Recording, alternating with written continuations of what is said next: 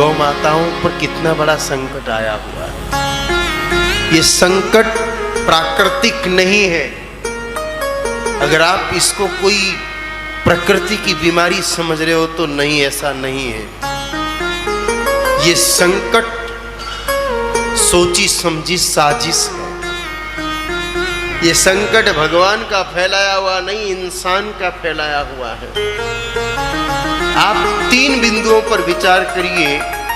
ये बीमारी जहां से शुरू हुई है वो 3 जगह है, सौराष्ट्र, कच्छ और जैसलमेर। हिंदुस्तान में 3 जगह से ये बीमारी घुसी है, कच्छ, सौराष्ट्र और जैसलमेर। तीनों पाकिस्तान बॉर्डर पर है। थोड़ा गहराई से विचार करना चंद्र प्रकाश जी, और मेरी ये बात हो सके तो सेंटर तक पहुंचाने की कोशिश करना। आवश्यकता इन्वेस्टिगेशन की है। कोरोना के समय जहां जहां गो चिकित्सालय थे और गो चिकित्सा से लोगों का उपचार हुआ, वहां लोग मरे नहीं। गुजरात में टेटोड़ा में गौशाला में एक हॉस्पिटल खोला गया 350 बेड का। आप सबको पता है कि हॉस्पिटल में जो गए उनमें से आधे नहीं आए, ये जानते हैं ना आप। लेकिन टेटोड़ा गौशाला में जो टेम्परेरी हॉस्पिटल बनाया, वहां इलाज में कुछ नहीं, गोमूत्र, गाय माता के गोबर के कंडे की भस्म और गाय माता के गोबर के छाने पर घी और गूगल का धूप दिया जाता था पेशेंट के पास। इतना ही किया। 350 बेड हमेशा भरे रहे। सब पेशेंट ठीक होके गए, एक भी नहीं मरा।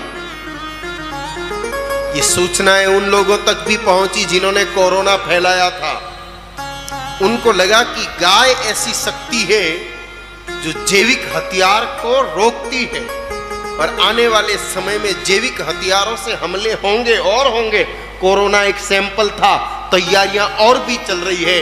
उनको जब लगा कि गौ की सेवा से, गौमूत्र से, गोबर के धुएं से और गोबर की राख से लोग स्वस्थ होते हैं, तो आने वाले समय में लोग इसका उपयोग करेंगे तो हमारी साजिश ठीक नहीं होगी।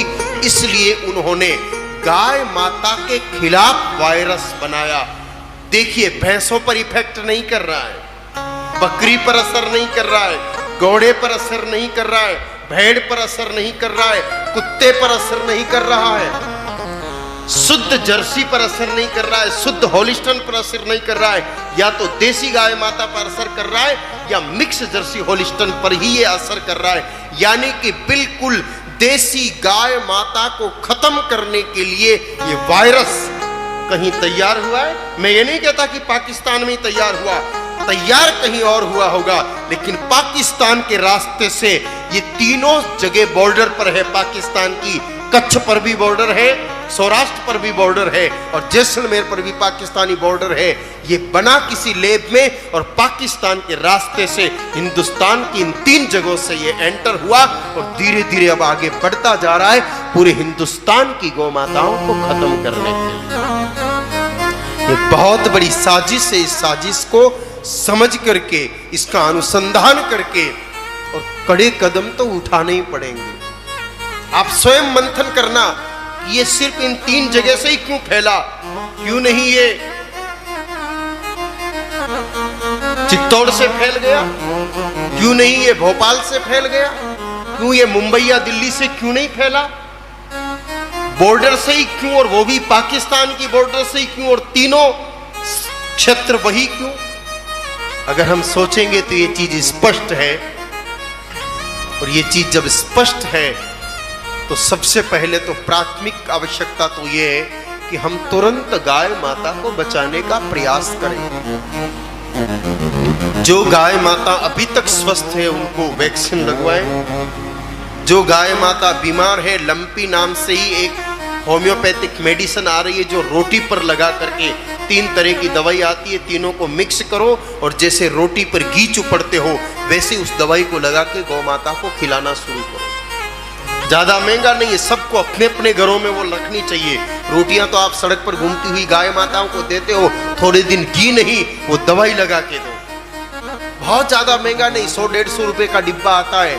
अपने अपने घर में इस समय सब वो डिब्बे रखिए और तीनों दवाइयों को मिला करके एक डिब्बे में 3 शीशी आती है, तीनों को मिक्स करो और मिक्स करके रोटी पर चुपड़ करके जितनी गाय माताओं को खिला सको खिलाओ। ये इस समय की सबसे बड़ी सेवा है।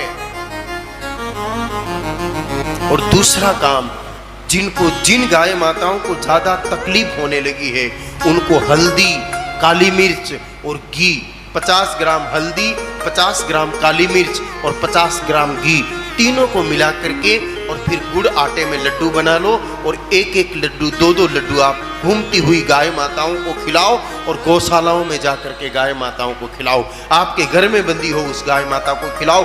इस समय इस भयंकर महामारी से गौ माताओं को बचाने के अभी तक ये 3 साधन ही सामने आए हैं।